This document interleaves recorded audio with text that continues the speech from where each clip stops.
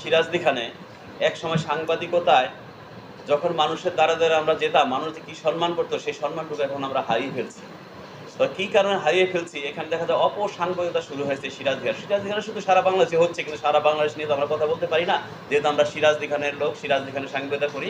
সেজন্য সিরাজদিখান নিয়ে আপনাদের সাথে আমরা মত বিনিময় করতে চাই। আপনাদের সুপরামর্শ এবং দিক নির্দেশনামূলক বক্তব্য আমরা শুনলাম, আরও হয়তো অনেকে বক্তব্য দিবেন, সেগুলো আমরা অনেকটা নোট করেছি। তো আপনাদের সার্বিক সহযোগিতা যদি আমরা পাই, বা আমাদের যদি আপনারা সহযোগিতাও করেন, যেমন আমরা কিছু কিছু ক্ষেত্রে দেখা যায় আমরা পদক্ষেপ নিতে পারি না, সেখানে আপনাদের অনেকের প্রয়োজন হয়। যেমন রাষ্ট্র পরিচালনা করেন কারা? বাংলা বিশেষ করে রাষ্ট্র পরিচালনা করতেছেন অনেক রাজনৈতিক দলের লোকেরা, তারাই রাষ্ট্র পরিচালনা করেন। কিন্তু আমরা সাংবাদিকরা চতুর্থ স্তম্ভ হিসাবে এই রাষ্ট্রের সহযোগী হিসাবে আমরা কাজ করে যাচ্ছি। কিন্তু আমাদের তো এত বড় ক্ষমতা নেই যে যে কোনো সমস্যা সৃষ্টি হলে আমরা সাথে সাথে ব্যবস্থা নিতে পারি। এই জন্য আপনাদের সাথে আজকে ডেকে আমরা মত বিনিময় করতেছি এই কারণেই, যাতে করে আমরা এটার একটা সঠিক দিক নির্দেশনামূলক কাজে এগিয়ে যেতে পারি। এই জন্য আপনাদের সহযোগিতা আরেকবার আমরা বলছি চাই। আপনারা সাথে থেকে আমাদেরকে সহযোগিতা করবেন, আমরা আপনাদের সাথে সহযোগিতা করব, যাতে করে এই সিরাজদিখানটা অন্তত আমরা একটু পরিষ্কার পরিচ্ছন্ন করতে চাই, যাতে প্রত্যেকটি মানুষ শান্তিতে বসবাস করতে পারে। কারণ আমাদের সাংবাদিক এখানে সিরাজদিখানে 40 থেকে 50 জনের কম হবে না। এর মধ্যে প্রেস ক্লাব করে আমাদের বর্তমানে 27 জন, আরও কিছু নতুন যোগ দিয়েছে, সব মিলে এখন 36 জন আছি। পাশাপাশি বাইরে আরও যে একটা সংগঠন আছে, ওইখানে 10-12 জন আছে, এবং কিছু কিছু কোনো সংগঠনে নেই কিন্তু সাংবাদিক করতেছে। আসলে সাংবাদিক যদিও সরকার একটা নিয়ম আছে যে ডিগ্রি পাস বর্তমানে করতে হবে, আর আগের পুরাতন যারা আছে যদি মেট্রিক পাসও থাকে, যদি 10 বছর তারা টানা সাংবাদিক করে থাকে, তাহলে তাদেরকে সাংবাদিক হিসাবে গণ্য করা হবে এবং সরকারিভাবে স্বীকৃতি দেওয়া হবে। সেই ধরনের কিন্তু তাদেরকে ট্রেনিংও করানো হয় এবং অনেকে নিয়েছেন। আর এমন কিছু সাংবাদিক আছে যারা কোনো ট্রেনিংই নেন নাই, শিক্ষাগত যোগ্যতা নাই, কিন্তু দেখা যায় তারা সিরাজদিখানের কথা আমি বলবো, সিরাজদিখানে তারা এমন কিছু অপসংবাদ শুরু করেছেন যা কিনা প্রত্যেকটা মানুষের হৃদয়ে আঘাত করেছে। আমরা শুনেছি অনেক রাজনৈতিক দলের লোকেরা বলেছেন যে দীর্ঘ সময় ধরে একঘেয়ামি করে, যেমন ফেসিবাদী যেই কথাগুলি এখন উল্লেখ করলেন অনেকে, সেই রকম ঘটনার সাথে অনেকে জড়িত আছেন এবং এখনও অনেকে সেরকম কাজ করে যাচ্ছেন।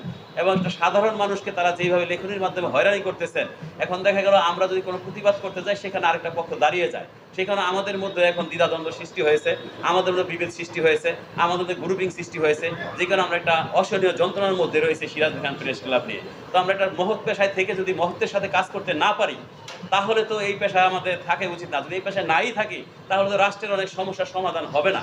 কারণ একদম নিচ থেকে উপর পর্যন্ত যদি সাংবাদিকরা রাষ্ট্রের কাজে সহযোগিতা না করে, তাহলে দেখা যায় রাষ্ট্র পরিচালনা অনেক ব্যাঘাত ঘটে। কারণ এখানে কোথায় কি আছে, কোনটা ভালো কোনটা মতো, সেটা স্বচ্ছ। যেমন আমার মনির ভাইকে বলে সাদাকে সাদা, কালোকে কালো বলি, সেই কারণেও সমস্যায় পড়তে হয়েছে। তো এখন তো আর সেই সময় নাই, এখন তো যেটা সত্য সেটাই থাকবে। সুতরাং এই জন্যই আমরা একটু সাহস করেছি যে আপনাদের সাথে নিয়ে আমরা যাতে বর্তমানে এই অপসাংবাদিকতা অন্তত রোধে একটু এগিয়ে যেতে পারি। তা আপনাদের মূল্যবান বক্তব্য দিয়েছেন অনেকেই, এবং সেই পরামর্শগুলি আমরা অবশ্যই করব, এবং আপনাদের সার্বিক সহযোগিতা আগামীতে এমনভাবে চাই কারণ যেন আমরা সঠিকভাবে প্রতিরোধ গড়ে তুলতে পারি, যাতে তাদের শাস্তির আওতায় আনা যায়। কারণ অনেক ফ্যামিলির অনেকের কাছ থেকে আমরা শুনেছি যে সাংবাদিক গিয়ে এটা রিপোর্ট করে সেখানের মধ্যে ধান্দাবাজি চাঁদাবাজি শুরু করে দেয়। তারা একটা রিপোর্ট নিয়ে যায় এবং থানার মধ্যেও দেখা যায় যে ওইখানে থানার গেটের সামনে কিছু সাংবাদিক বসে থাকে, এবং তারা যে বসে থাকে ওখানে কোনো লোক যদি কোনো একটা অসহায় কোনো সমস্যা নিয়ে যায়, তার সাথে পুলিশের কাছে নিয়ে যায়, বলে এটা এত টাকা লাগবে, ওইটা এত টাকা লাগবে, তারপর আপনার মামলাটা করে দিচ্ছি। মামলাটা করে দেওয়ার পরও দেখা যায় ওখানে আবার কার বিরুদ্ধে মামলা হলো তাকে আবার ফোন দেয়, ওই কাগজ দেখে যে ওইখানে একটা নাম্বার আছে বা ঠিকানা আছে, সেখানে আবার তাকে বলে আপনার বিরুদ্ধে মামলা হইতেছে, আপনাকে সারাই দিব, ওইখানে কিছু খরচপাতি লাগবে। তো এই যে এই ধরনের কিছু করে আমরা চেষ্টা করতেছি তাদেরকে আমাদের সঠিক নিয়মে আনার জন্য, কিন্তু আমরা এখন বলা চলে যে আমরা আসলে সঠিকভাবে পারি নাই। যেই না পারার কারণে আজকের এই অনুষ্ঠান সিরাজদিখান প্রেস ক্লাব আয়োজন করেছে। তো যাই হোক, আজকে আরো অনেক অতিথি আসার কথা ছিল, অনেকে আবার ওই যে আগের বিগত দিনের অনেক রাজনৈতিক দলের মামলাটা রয়েছে, আজকে ডেট রয়েছে মুন্সিগঞ্জে কোর্টে গেছে অনেকে, যে কারণে অনেক উপস্থিত হতে পারে নাই। তারপর যারা আসছেন তাদের প্রতি অনেক অনেক শ্রদ্ধা কৃতজ্ঞতা জ্ঞাপন করছি। আরো আমার সাথে এখানে যারা আছেন তারা আরো অনেক অনেক কথা বলবেন। তবে আশা করি শুধু বক্তব্যের মাঝেই নয়, আমরা যেন পাশাপাশি এমনিও বসে হলো কিছু কিছু কাজের সমাধান করতে পারি। আজকের এই বিষয়টি নিয়ে আমাদের সাথে যেমন অনেকে আলাপ করেছে যে আমাদের এই সমস্যা করেছে, এইভাবে ফেসবুকে দিয়েছে, এইভাবে হয়রানি করেছে, অথচ দেখেন আমাদের এখানে কত সম্ভাবনার কত কিছু আছে, আমরা সেইগুলি নিয়ে অনেকে কাজ করলো, বাকিরা দেখা যায় সেটা করে না। আবার দেখা যায় এখানে সমস্যা নিয়ে অনেক কিছু আছে, সেখানে অনেকে কাজ করলো, অনেকে করেন না। কিন্তু যেখানে দেখা যায় কিছু টাকার গন্ধ পাওয়া যায়, সেইখানেই অনেক সাংবাদিক যায়, এবং কিছু সাংবাদিক এমন কিছু কাজ করে যা আপনারা সকলেই জানেন এবং অনেকে নাম প্রকাশও করেছে। তো যাই হোক, এগুলি কিভাবে আরো ব্যবস্থা নিতে পারি আরেকটু দিক নির্দেশনামূলক আমাদের তথ্য দিয়ে সহযোগিতা করবেন। আর প্রশাসনের অনেক কর্মকর্তা এখানে আসছেন, তাদের অনেক জটিল কাজ থাকা তারা বক্তব্য দিয়ে চলে গেছেন, তাদের সামনে আরেকটু কিছু বলতে পারলে আমি হয়তো আরেকটু ভালো লাগতো বা আরো কিছু জানাইতে পারতাম। তবে মনে হয় স্বাগত বক্তব্যটা আমি দিয়া তখন যদি শুরু করতাম তাহলে মনে হয় তারা ওই বিষয়টা আরো অবগত হইলে সুন্দরভাবে বলতে পারতো। কারণ এখানে অনেক কর্মকর্তা আছেন, এখানে অনেক কর্মকর্তা আছেন যারা আসছিলেন, তারা কিন্তু এই অনেক বিষয়ে আমাদের কাছে কিন্তু জানাইছেন আগে যে এই ভাই এগুলি করতেছে, আপনারা একটু দেখেন।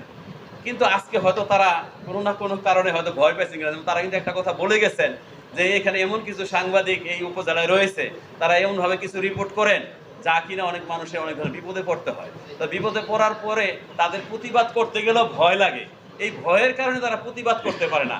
তাই এত বড় ঘটনা যে রাস্তায় ঘটতে পারে, তাহলে এই ছোট ছোট বিষয়গুলো আমরা ভয় না পেয়ে কিভাবে একসাথে এগিয়ে গিয়ে আমরা কাউকে ভয় না পেয়ে, সে যত বড় সাংবাদিকই হোক এই উপজেলার কোনো অপসাংবাদিকতা করতে পারবে না, সেই বিষয়ে আমরা একসাথে কাজ করব, সোচ্চার হব এবং তাদেরকে প্রতিহত করব। প্রয়োজনে আইনের আওতায় আনার জন্য আমরা ঊর্ধ্বতন সরকারি কর্মকর্তা, আইন শৃঙ্খলা বাহিনী, তাদের সাথে কথা বলে তাদেরকে আমরা বিষয়টি জানাবো এবং তাদের যেই সব সাধারণ নাগরিক এই ঘটনাগুলির মধ্যে পড়ে যারা হয়রানি হয়েছেন তাদের কাছ থেকে আমরা লিখিত নিব, লিখিত নিয়ে তাদেরকে আমরা সেই বিষয়ে ওই সকল সাংবাদিকের বিরুদ্ধে প্রয়োজনে থানায় গিয়ে আমরা মামলা রুজু করব।